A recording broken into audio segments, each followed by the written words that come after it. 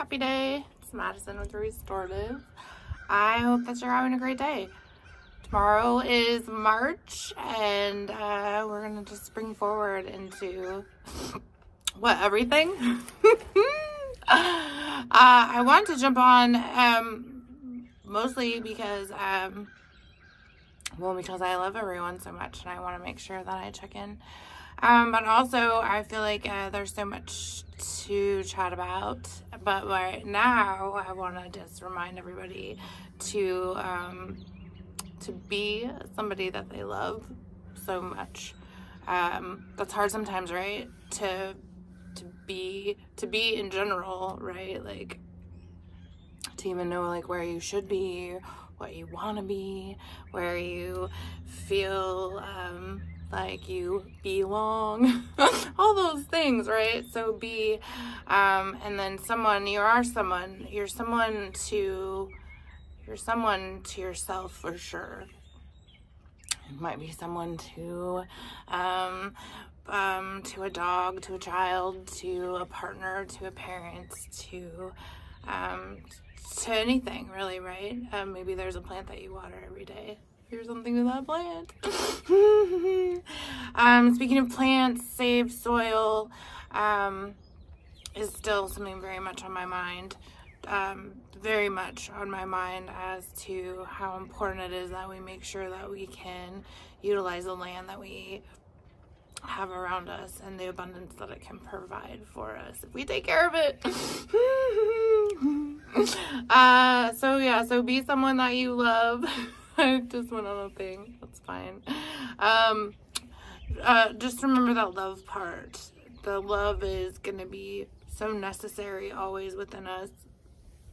And to be somebody that you love means that you really can appreciate how much that you are for yourself, maybe for others, maybe not sometimes, but for yourself, and what that means to the collective, and how that growth is within you, but ultimately it elevates everyone, and that's really important to remember. I said something just the other day to somebody how, individually we grow and we shine our light and we get brighter with things, but also that individual work and light brightens the collective. So just a gentle, loving reminder to be somebody that you love too, because I'm sure it's been a minute since I've said it to the collective. And in the spirit of bees, I've been thinking a lot about saving the soil and the bees, and this year I'm going to plant a little garden area, and I want to give some little tips about saving the bees to you to share, right? It's kind of funny because I was thinking maybe, have like a bee box, like a big, like a beekeeper box. It's really not, I applaud my heart for wanting to do that, but I also know that I probably shouldn't be doing that. But I was really excited to find this little bee kind, To Friendly Bees bee house, and I don't sponsor it, but I just thought that I would show you the brand of it in case anybody wants to get one. And now that I've done that, I'm going to open it up and it has instructions, but I waited. I'll read them. But basically you can just put it somewhere if you wanted to. It looks like this, a little safe bee spot for bees, and you just hook it onto something. Of course, if you're allergic to bees or with somebody that is or what have you, like, I'm not trying to tell you to get involved with bees or something that would hurt yourself. I think it's so important that you know that it's never okay to do something or be felt forced to do something to your being that is dangerous or not good for you. So listen to that again if you need to, but just remember that, right? Just so like you're in charge of your own safety and being, and it's so important to remember that you can't just do things because other people, it works for other people or they tell you to. So just remember that. So don't be around bees if they're gonna kill you. But a lot of bees aren't going to kill you. As a matter of fact, I'll scratch their little bumble butts sometimes when they're getting flowers. But I thought this was cute as a little spot for me to put. Basically it says like a bee will rest here, or if they wanted to, they could totally take up home space or whatever if a queen wanted to lay eggs here. There's a lot of really cool stuff about bees and things that you could do. One of my favorite ideas is so yay, this little bee house. So I'm not gonna go full bee gear, but I'm gonna have a bee house still. Another thing is these little like bees and bugs and birds and such get thirsty. I even saw a snake get thirsty the other day. Oh, that's fun. I'm a helper. Okay, so so this is really cool. This is just like a little plate of water, but you put marbles in, and that gives them a spot to rest on, so when they're getting drinks that they don't drown or their wings don't get wet. So I thought that was really cool, and I actually got this just in like little, I got these beads in the little fish tank section at the store, so easy peasy. And if you didn't want to do like a little plate, you could also do like a little bowl with the bees in it for the water, so they can land on and get water. So that's just like hydrating bees if you wanted to hydrate them or help with that, but it's not just bees, right? And then there's also plants that you could do that are great pollinators. One, I've seen a few things just to have like a little bee box like of plants or flowers or wildflowers that they would like. So that's kind of cool too. You could have like a little bee box section, a little bougie bee section where bees could come and get their nectar and pollinate in the flowers. So I thought that was cool. Like I'm actually growing. This is kind of cool, and they're already starting to grow. I have little seedlings growing, but some of them are vegetables and stuff, and then the others are wildflowers and other flowers that bees would like. So I kind of got a little stuff going on there, but that's something really easy.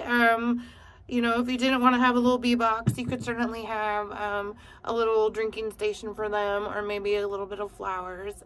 Also, I think it's so important to plant more flowers and such. Like you could have like a little salt shaker or whatever with seeds of wildflowers, and when you go around you could sprinkle them in certain places that just need a pop of color. So I thought that was neat as well. What else for the bees? I think that's really kind of it that I wanted to share about the bees. Just lots of little ways that you can yeah, add to them helping us. So I wanted to share about the bees. And then with the wildflowers, it's really important to remember how much the earth already provides so much for us. You know, one of them really gets me is dandelions. Dandelions are so amazing for us and nature in the world. I mean, just Google benefits of dandelions. I mean, they even help with your heart.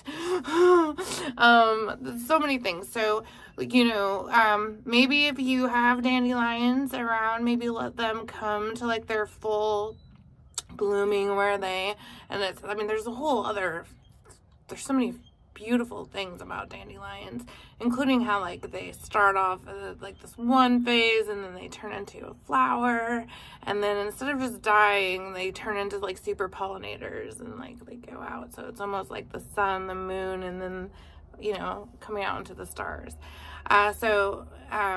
Look for different things. I actually personally made dandelion honey one year, and that was so delicious.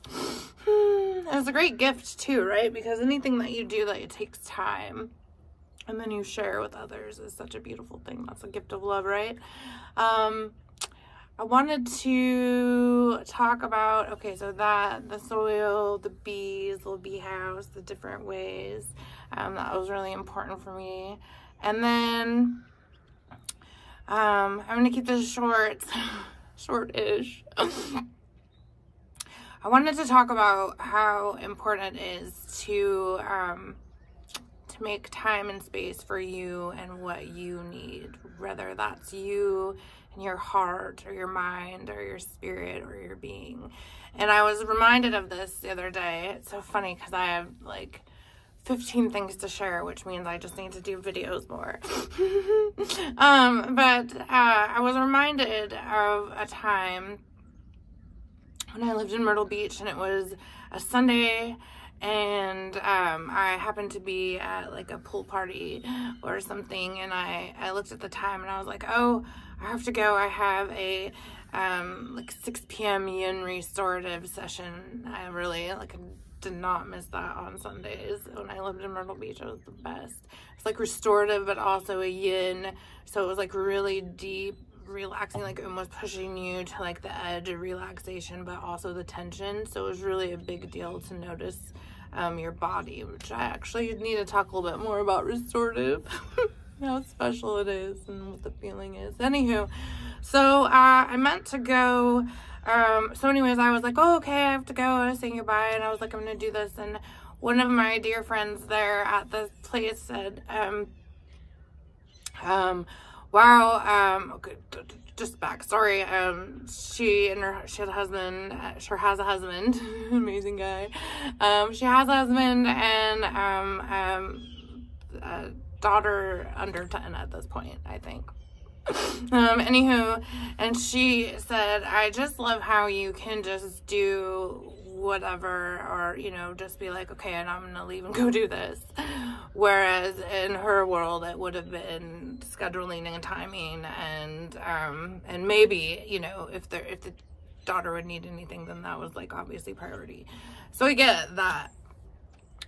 But also I really thought to myself, because I went and I was like, wow, it's like, you know, you never know what like you feel like, you know, it's just normal for you, but other people are like, wow, that's actually so cool that you do that, which is like a little maintenance for me, which I knew I needed, right?